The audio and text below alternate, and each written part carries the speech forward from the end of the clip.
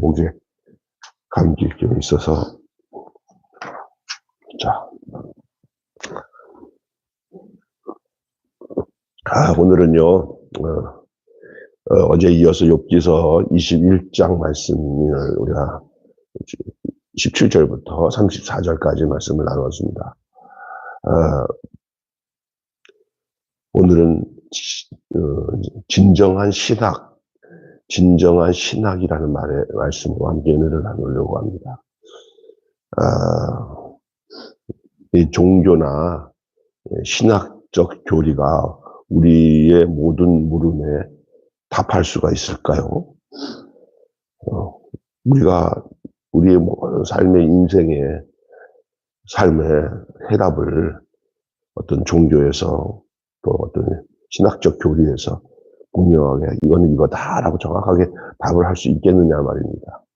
특별히 욥기서를 읽다 보니까 더더욱 그런 부분들을 더 느낄 수 있어요. 사람이 당하는 어떤 한 문제나 현상을 가지고 함부로 재단하고 함부로 판단할 수 없는 것들을 우리는 발견하게 됩니다. 오늘 그런 의미에서 진정한 신학이 무엇인지를 오늘 이 부분을 통해서 함께 살펴보겠습니다. 우리는 믿음대로 말씀에 순종하고 살려고 합니다. 믿음대로 순종하며 살려고 해요. 여기 다 그래요. 믿음대로 순종하며 살려고 합니다. 그것이 누구의 뜻입니까? 하나님의 뜻이고 그것이 복받는 길이라고 우리가 믿기 때문에 그렇습니다. 그래서 우리는 우리의 믿음대로 말씀에 순종하고 살고 있기도 합니다. 그러나 그러한 믿음을 근본으로 흔드는 때가 와요. 찾아보는데 그게 언제냐? 그때가 언제냐? 그 이유는 이유도 모르는 고난이 오는 그 시기예요. 답이 안 나와요. 그런 게 있어요. 그래서 각자 인생에서 얻을 때는 참 그냥 하나님과 알쏭달쏭하게 서로 대화하면서 이것이 하나님이 나에게 주신 증거구나 하고는 깨닫고 좋아하고 또 어려워도 좀 그 이유를 이거 내가 잘못해서 이런 징계가 오는구나 하고 깨닫는데 어떤 경우에는 아무리 하나님 앞에 밝게 알려달라도 다 답이 없고 나에게도 어떤 그게 안 나타나요. 이게 뭐냐? 어떤 시기에 우리가 믿음을 하나님의 말씀대로 따라서 살아가려고 하는 이 믿음을 따라서 말씀으로 순종하려고 하지 못하게 나의 마음을 막 흔들어 놓을 때가 언제냐? 아무 이유도 모르고 다가온 고난의 시기예요. 이건 대부분 이제 그 고난도 잘 역경도 다 하나님의 뜻이니까 견디고 이기지 하고 이기는 경우들도 있겠지만 이것이 좀 길어지거나 정말 회의감을 느끼는 그런 상황이 도달할 때는 그때가 바로 우리 믿음을 근본적으로 흔드는 시기가 될 수 있어요. 고난 중에는 이런 신학적 물음이 동일할 수가 없어요. 달라질 수밖에 없는 거예요. 그래서 오늘 이 욥기서에 나오는 이 욥의 고난과 역경과 고통과 이 욥의 상태에 대해서 그냥 친구들 셋이 오고 엘리후까지 와서 이런 이 모양 저 모양 얘기도 거기서 욥에게 속 시원하게 답해주는 내용이 없잖아요. 그렇기 때문에 고난 중에는 이런 신학적 물음에 달라져야 된다. 왜냐하면 그때는 믿음이 막 흔들릴 수밖에 없는 시기이기도 하지만 그 이유가 뭐냐? 하나님의 침묵 시간이에요. 하나님이 어쩌면 그 사람에게는 없는 것처럼 느껴지는 거예요. 하나님이 계시면 이 고난이 왜 이렇게 오래가? 왜 답이 없어? 그런 거죠. 어떤 답이 없는 것도 하나의 다른 하나님의 답이다. 그렇게 말을 하지만 그건 허울 좋은 소리고 사실 성경 말씀을 읽어도 답이 안 나오는 것 같고 내 현실을 보면 다른 사람과 비교해 보면 나는 진짜 하나님이 차별 대우하는 것이 아닌가, 아니 나를 버린 게 아닌가, 왜 이렇게 되는 게 없어, 왜 이렇게 고난이 끝이 없어, 왜 해결점이 없어, 이런 시기에 어느 답이 안 나와요. 그냥. 그러니까 믿음으로 살려고 하는 것들이 이게 그렇게 믿음으로 살만한가?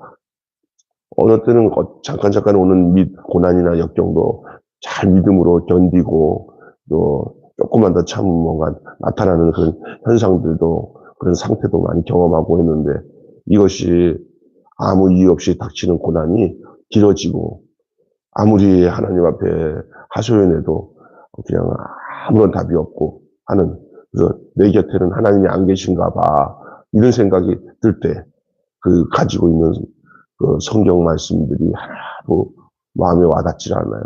마치 몸이 아프면 입맛이 없어서 밥을 못 먹듯이 내 곁에 하나님의 말씀이 계속 들려지고 설교로 들려지고 또 성경으로도 읽으려고 해도 그것이 달고 오묘한 말씀이 아니라 내 현실부터 내 상황부터 먼저 해결해 주신 다음에 주님 나 좀 살려주세요 해도 답이라도 있어야 될 거 아니야.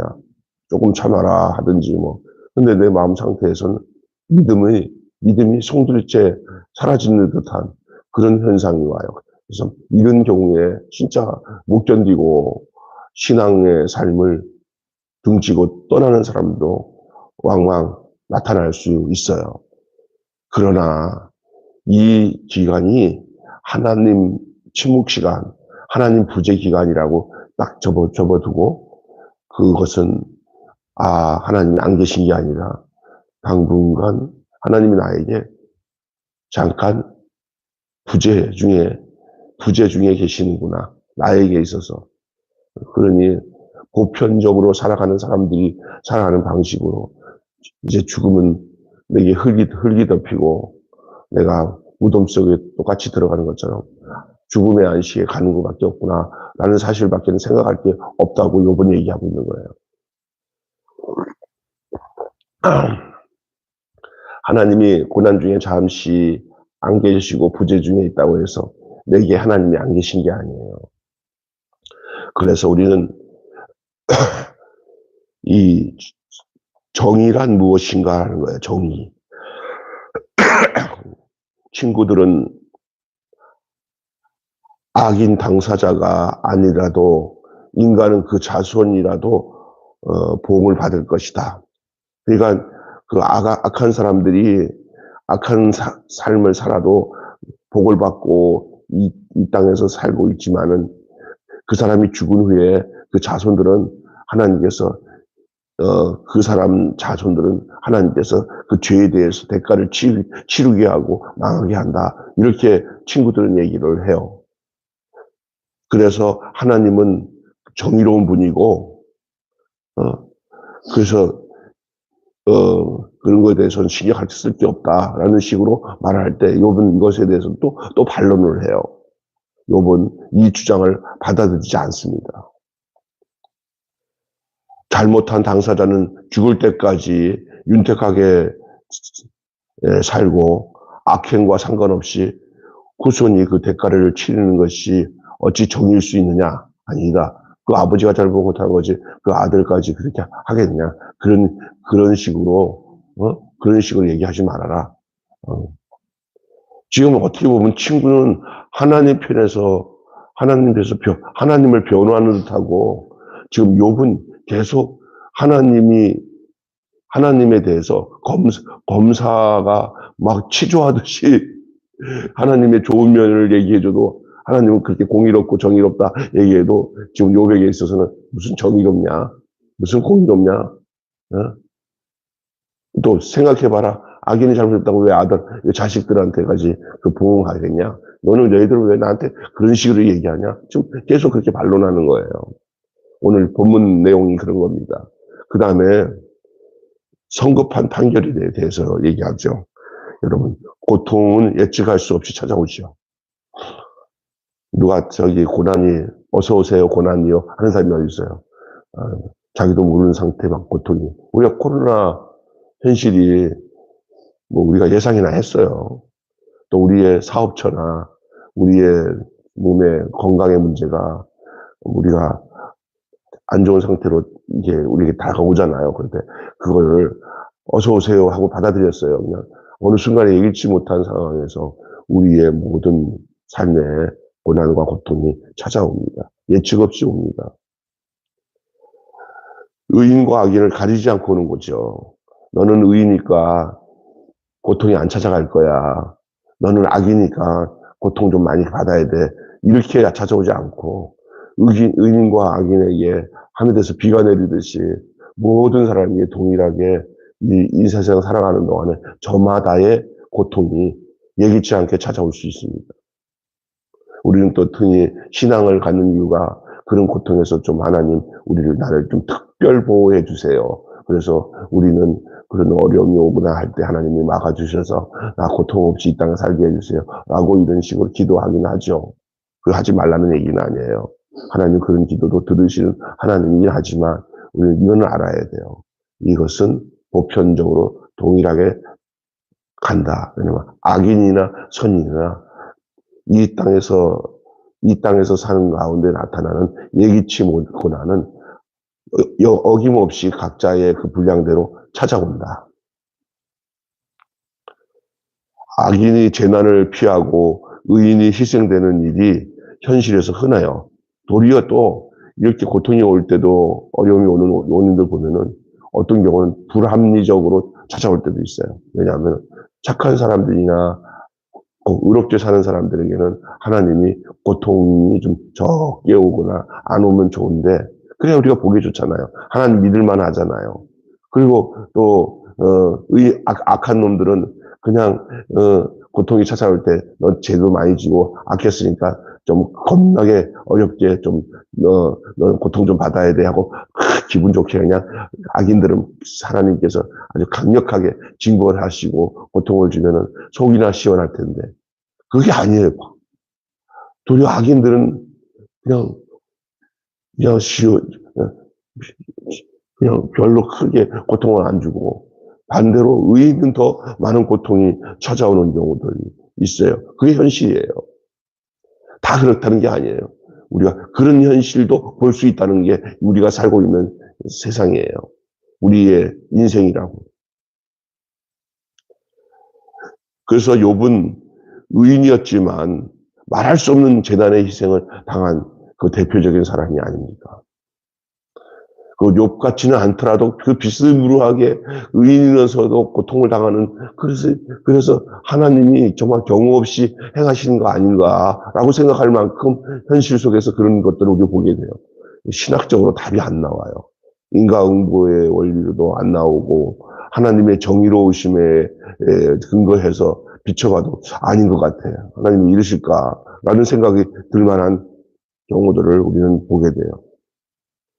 그런데 이 욥을 찾아온 친구들은 욥이 숨겨진 죄가 있기 때문에 지금 이런 참사, 이런 고통을 당하는 거지 아니 땐 굴뚝에 어찌 연기 나냐. 어? 네가 다 죄진 게 있으니까 우리 앞에서는 거룩한 척하고 네가 종교적으로 완벽하게 살지만 하나님 보실 때 이 고통 당하는 것은 다 그 이유가 있다. 이걸 신학적으로 따지는 게 바로 그런 거거든요. 그런 게 신학적으로 따지는 거예요. 근데 원인을 찾는 거잖아요. 근데 원인을 찾을 수 없는 이런 현실이 있다는 거예요. 지금 욥의 문제는 인간사의 어떤 원인과 신학적인 물음을 가지고 답을 찾을 수 있는 것이 아닌 게 욥의 고난이에요. 그냥 우리가 이 땅에 살아가는 건 가운데 사람마다 나타나는 어떤 고난의 문제의 경중을 우리가 따져보면은 답이 안 나오는 것들 많아요. 아까 얘기했잖아요. 의인들은 더 고난받고 악인들은 더 형통하게 살아가는데 그걸 다 주장하시는 하나님이 어찌 저럴 수가 있나라는 생각이 들 때가 있어요. 그것이 또 자기에게 당해지는 일이라고 생각할 때 그 어두운 기간, 깜깜한 기간, 하나님이 안 계신 것 같은 기간 속에 어찌 하나님의 말씀을 따라 순종하며 살 수 있겠습니까? 그 믿음이 정말 송두리째 흔들리는 기간이 될 수도 있어요. 무조건 당신 믿음대로 살고 잘못한 게 있으니까 이 어려움을 보니까 회개하고 돌이키면 돼. 그런데 그렇지 않은 경우도 있다는 거예요. 오늘 욥 같은 경우. 함부로 이게 판단하고 얘기할 수 있는 상황이 아니에요.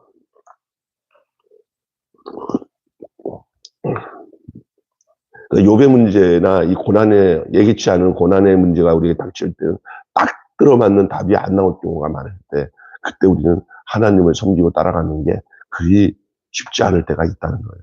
어쩌면 그게 진짜 고난이에요. 뭐 현실적인 고난이 더 고난이 아니라 하나님을 따르려고 하는데도 따를 마음이 없을 정도로 하나님이 너무 불공정하고 하나님이 거의 이렇게 답이 없는 인생을 살도록 만들어주시는 하나님 앞에, 그 어떻게 할 수도 없죠, 또, 하나님 앞에. 인생은 내 게 아니고 하나님 건인데. 어떻게 보면은 참, 정말 이러지도 못하고 저러지도 못하는 그 고난 속에 겪고 있는 그 실존, 인간의 그 실존 생각해 볼 수 있는 거죠. 그래서 답을 찾는다고 한다면 답 같지 않는 답이지만 신학적 인간학이 필요합니다. 신학적 인간학. 이게 뭐예요? 욥은 성급한 판단을 단호하게 거절합니다. 자칫 신학적 교리가 폭력이 될 수 있어요. 어떤 소경을 향해서 제자들이 예수님께 질문하죠. 제자들인가? 제자가 아니고 거기 같이 있었던 그 서기관들이 저 사람이 지금 소경이 된 게 부모의 죄입니까? 자기 죄입니까? 날 때부터 난 소경합니다. 아니, 사람의 어떤 현실에 소경이 돼서 좀 비참한 현실을 갖고 있는 사람한테 그게 그런 그 원인을 찾아가서 그 증상을 찾는 그런 질문을 하는 것에 정말 가슴이 아픈 느낌이 안 들어요? 지금 욥의 문제 가지고 가타부타 할 상황이 아니에요, 그냥. 지금 당해진 그 고난 앞에서 서로가 아파하고 함께 괴로워하며 이걸 어떻게 해결할 문제에 대해서는 일단 두 번째 치고라도 서로 공감할 수 있는 것이 필요하지 않겠습니까? 어떤 면에서는 인간학의 내용은 사람을 이해하는 것이 인간학인데 자칫 신학적 교리가 폭력이 될 수 있다 하는 거예요. 죄인으로 몰아세우는 그런 일들은 아무런 위로가 되지 않습니다. 지금 욥을 찾아오는 세 친구는 지금까지 계속 대화의 내용을 보면 어떻게 하든 지금 없는 자백을 만들려고 하는 거예요. 뭐예요? 욥에게 너 죄졌잖아. 왜 끝까지 고집을 부리냐? 그냥 죄졌다고 하고 죄를 인정하기만 하면 너 하나님이 돌이킨다. 그러니까 기가 막힌 거죠. 죄가 없는 죄를 만들 수도 없는 거고 또 죄를 고백한다고 해서 하나님이 이 욥을 돌이킬 이유도 없어요. 왜냐하면 죄로 인한 것이 아니기 때문에. 참 기가 막힌 거예요. 그러니 죄인으로 몰아세우는 일, 이건 아무런 위로가 되지 않아요. 지금 욥에게 있어서 이 죄로 몰아세우는 일이 신학적이라는 거로 말할 수가 있어요. 안 돼요. 위로하는 거는요, 아파하는 자 곁에서 함께 앉아 같은 곳을 바라보는 게 위로예요. 예, 아픈 사람 있죠. 그러면 아픈 사람 옆에 앉아서 너 어디 바라보니? 저기 바라봐. 그렇구나 하고 바라보는 거예요. 옛날에 이런 게 어떤 위로일 수 있어요. 같은 반 학생의 친한 친구가 암이 걸려서 머리를 다 빡빡 깎으니까 그 친구가 이제 그 문병 간다고 병원에 가는데 남자아이들이 전부 다 같이 그 아픈 친구를 위해서 다 머리를 삭발해서 그래서 꽃 들고 갔다는 거 아니에요. 머리를 다 삭발해서 그랬더니 아이가 막 통곡하면서 울면서 너무나 고맙고 감사해라는 거예요. 너 암 걸려서 머리 깎는데 우리가 어떻게 그냥 이렇게 좋은 머리카락 가지고 있겠냐. 같이 머리 밀자 하고 그 친구들이 갔는데 얼마나 위로가 되겠습니까? 위로가 그런 게 위로예요. 아픈 자 곁에서 앉아 같은 곳을 바라보는 거예요. 그런 의미에서 참된 신학은 어쩔 때 답이 안 나오지만 그 참된 신학이 참된 인간학이 돼야 된다는 이유가 여기에 있는 거예요. 신으로서 하나님으로서 사람이 되신 예수님, 거기에 답이 있는 거예요.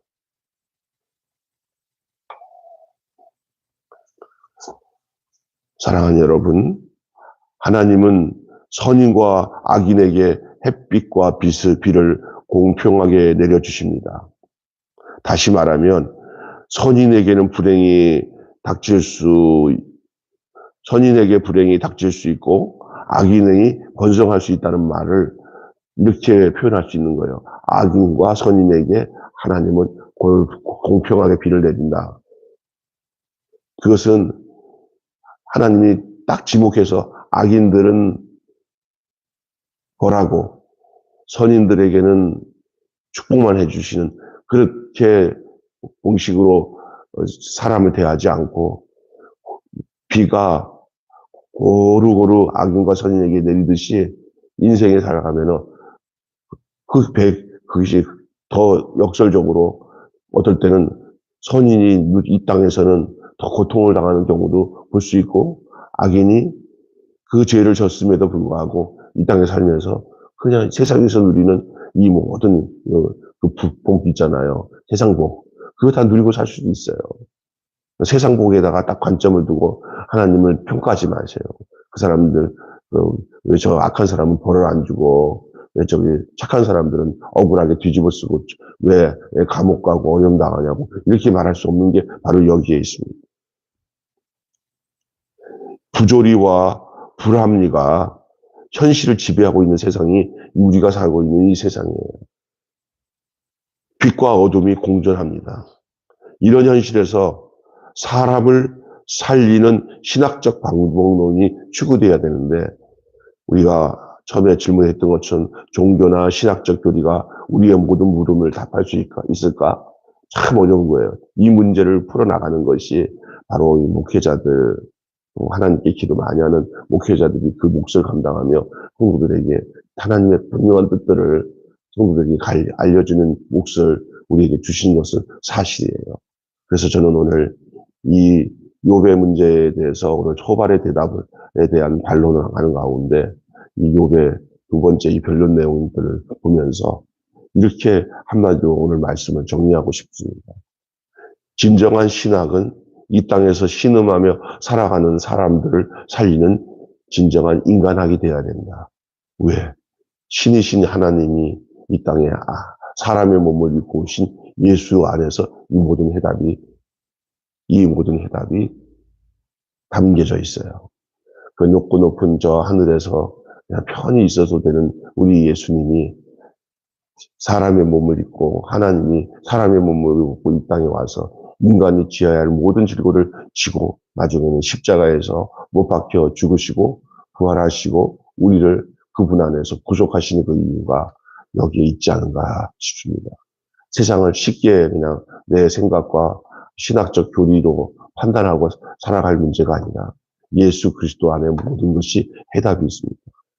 죽음의 고통 앞에서도 주님의 생명이 내 안에 있으면 그로 인해서 모든 것을 다 해답 아닌 완전한 해답.